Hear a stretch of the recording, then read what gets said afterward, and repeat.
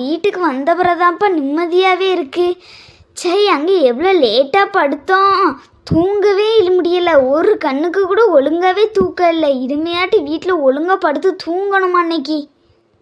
ஏட்டி, நம்ம அம்மையை போகிறேன். நம்ம அம்மா அங்கே நல்லா தானே தூங்குனாவ. இங்கே வந்து வீட்டில் வந்து இப்போ எப்படி புலம்புதாவ பாரு.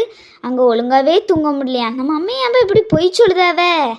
அதான்ட்டி எனக்கும் தெரியல. நம்ம அம்மா அங்கே நல்லா தானே தூங்குனா, வீட்டில் வந்து ஏன் இப்போ ஒரு கணக்கு கூட தூக்கமே இல்லைன்னு என்ன பொய் சொல்லுதா? என்ன நடிப்பு நடிக்க போகிறேன்?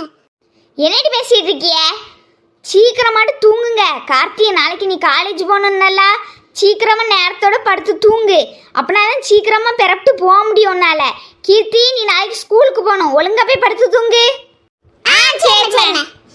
இவர் வேற எங்கே போனாருன்னு தெரியலையே. படுத்து தூங்கலாம் நேரத்தோட நினச்சி இவரை வரக்கானுன்னோம். உங்கள் அப்பா எங்கட்டி போனாவ? கீழே தாம நின்றுட்டு இருந்தாவ, வருவாவலா இருக்கும். வா நம்ம படுப்போம்.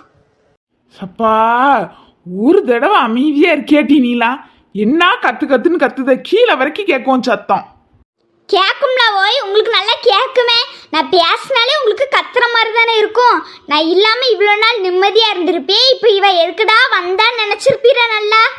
ஸோ இப்போ நான் அப்படி ஏதாவது சொன்னேன்னா உன்கிட்ட ஏன் தேவையில்லாம நீ கோபப்பட்டுட்டு இருக்க? இதான் உனக்கு பிபிலாம் வருது. இந்தா வந்துட்டீரா, எனக்கு இருக்கிற நோயை சுற்றி காட்டணுன்னே வந்துருவீரு நல்லா என்கிட்ட. படுங்க ஓய் நேரத்தோட. நீங்கள் எப்படி என்கிட்ட தொண்டை தண்ணியை வாங்கலைன்னு எனக்கு ஏன் கண்ட கண்ட நோயெல்லாம் வரப்போகுது? எட்டி கீர்த்தி, வா நம்ம படுத்துருவோம். அம்மா இருக்கிற டென்ஷன்ல நம்மள தின்னு விடுவா. அதான் டி கார்த்தி, நானும் நினச்சேன். வா படுத்துருவோம். ஏட்டி நீங்க தூங்கிட்டாள்வளா? இதுக்குள்ளேயே தூங்கிட்டாள்வ, நம்ப முடியலையே. சரிங்க, அவ்வளோ தூங்கிட்டாள்வ. நீங்களே கீழே படுத்து தூங்குங்க, நானும் வாரேன்.